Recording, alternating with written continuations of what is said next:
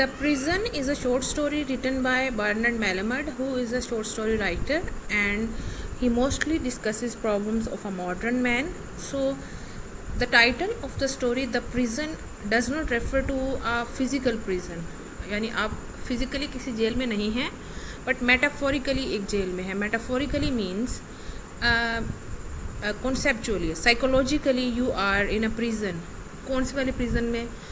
The prison of your ideologies, the prison of your fears, the prison of the boundaries which are thrust on you by the society.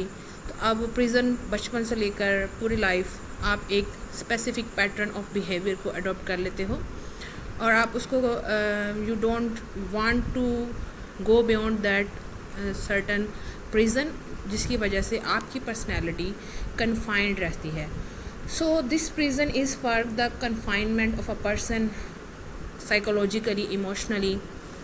So let's move towards the crux of the story. I have taken lines from the story which will explain the crux of the story or main theme of the story. Here the writer wrote, "You never really got what you wanted." अब वो modern man का dilemma बता रहा है कि आप जो भी चाहते हैं वो आपको मिलता नहीं है ज़्यादातर. No matter how hard you tried. वो जो उसमें मेन कैरेक्टर है टॉमी कास्ली, उसकी बात कर रहा है कि जितना मर्जी आप ट्राई कर रहे हैं वो कहता है आपको मिलने वाला नहीं. You always made mistakes, because आप परफेक्ट तो नहीं हो सकते. Human beings have their imperfections. So आप मिस्टेक्स करेंगे obviously and could not get pass them. और वो मिस्टेक्स आप उनसे सीख के आगे मूव ऑन नहीं कर पाते बिकॉज सोसाइटी आपको जज करना शुरू कर देती है on the basis of your past, और समटाइम्स आप खुद भी मूव ऑन नहीं कर पाते. So you never got to see the sky, आप आउटसाइड और the ocean before, because you were in a prison.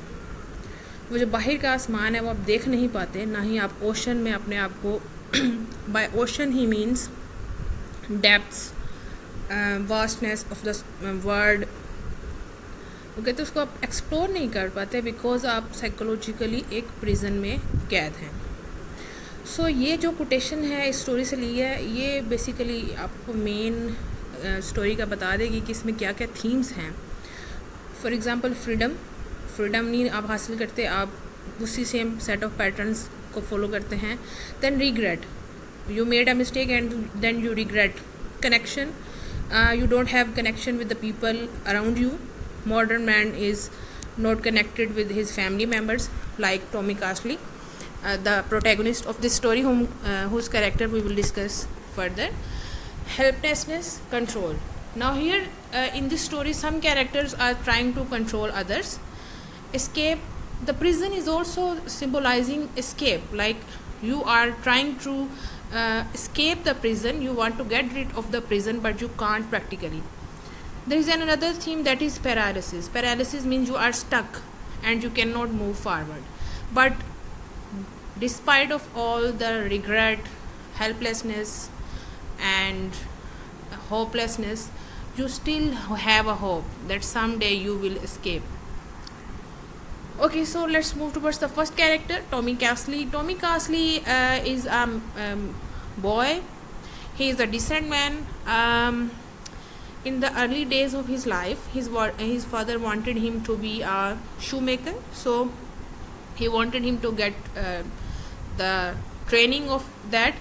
But वो क्या करता है, वो उस नहीं बनना चाहता बिकॉज इसके अंदर उन्होंने दिखाया कि जो पेरेंट्स हैं they are imposing certain kinds of careers on their children, but they should not do that.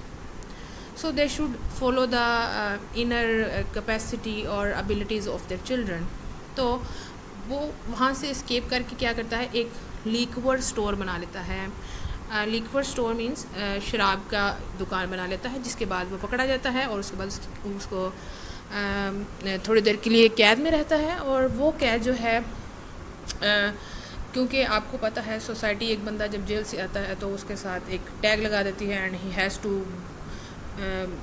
B judged by the society according to that tag. तो वो उसकी वजह से उसको कोई जॉब नहीं मिल रही होती एंड वो बहुत कोशिश करता है अपनी लाइफ से एस्केप करने की. एट द एंड उसके जो फादर हैं वो उसकी शादी करवा देते हैं रोज़ा से, because Rosa's father is a rich man, तो वो सोचते हैं कि रोज़ा से शादी होने के बाद मेरा बेटे का फ्यूचर फाइनेंशियली सिक्योर हो जाएगा।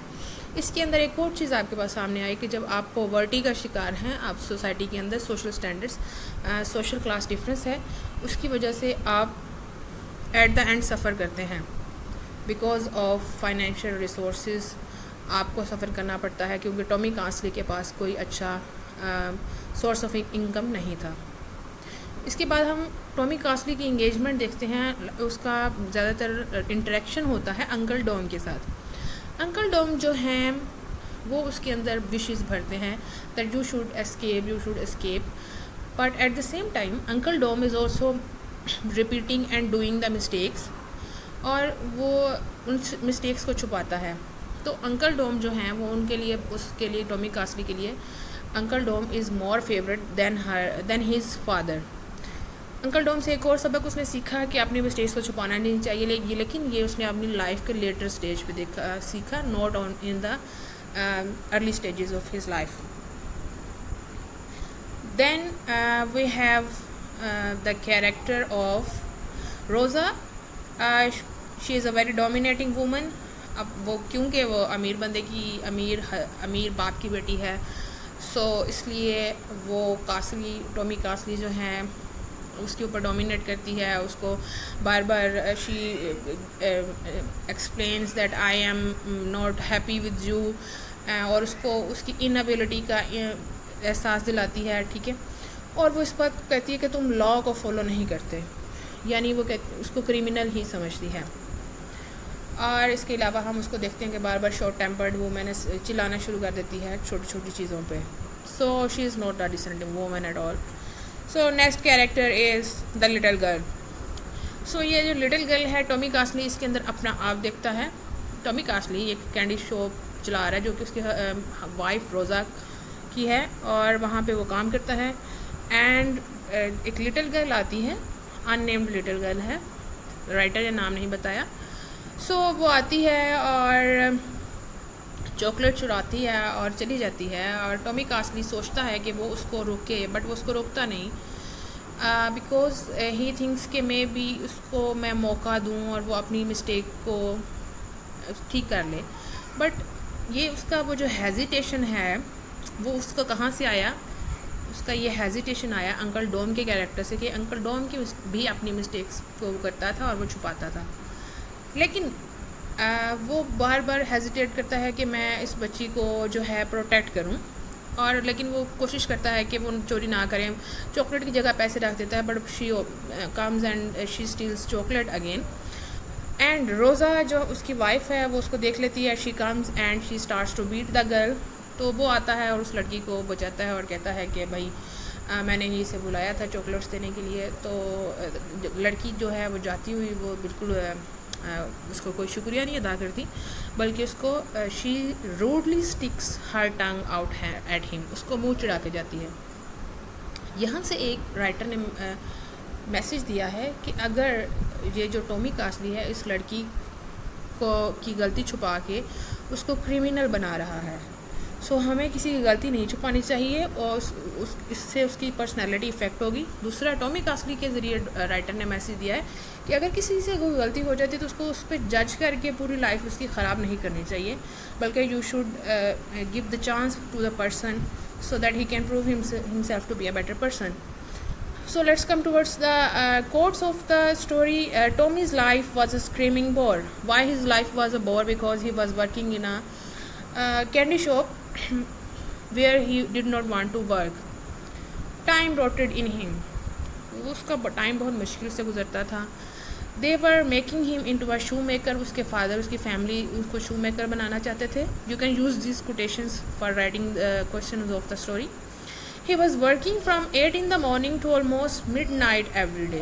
अब उन्होंने दिखाया हुआ कि वो सुबह से मिडनाइट तक काम करता है और सेम रूटीन रोज़ फॉलो करता है जैसा कि हर आदमी जो है वो करता है, और इस तरह उसकी लाइफ जो है एक बाकियों की तरह उसी सर्कल में चलती रहती है। वो कुछ डिफरेंट नहीं कर पाता, बिकॉज उसने सुबह से शाम तक he has to earn certain money and he has to follow certain schedules.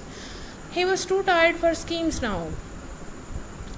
अब उसको कोई स्कीम्स, कोई चीज़ इतने इफ़ेक्ट नहीं थी करती। he ought to do something, warn her to cut it out before she got trapped and fouled up her life. वो सोच रहा था कि ये उसने किया है, ये कोटेशन है और लिटिल गर्ल के बारे में, कि वो चाहता था कि वो उसको कट आउट कर दे, उसको वार्न कर दे इससे पहले कि वो अपनी लाइफ ख़राब करे, लेकिन वो उसको कर नहीं पाता, उसके अंदर हेजिटेशन है. वो हेजिटेशन क्यों है? क्योंकि उसने लाइफ में खुद भी he had been a criminal, तो वो दूसरों को जज करते हुए हेजिटेट करता है. So in this story prison is used as a metaphor. ये भी एक इंपॉर्टेंट क्वेश्चन है. What is metaphor?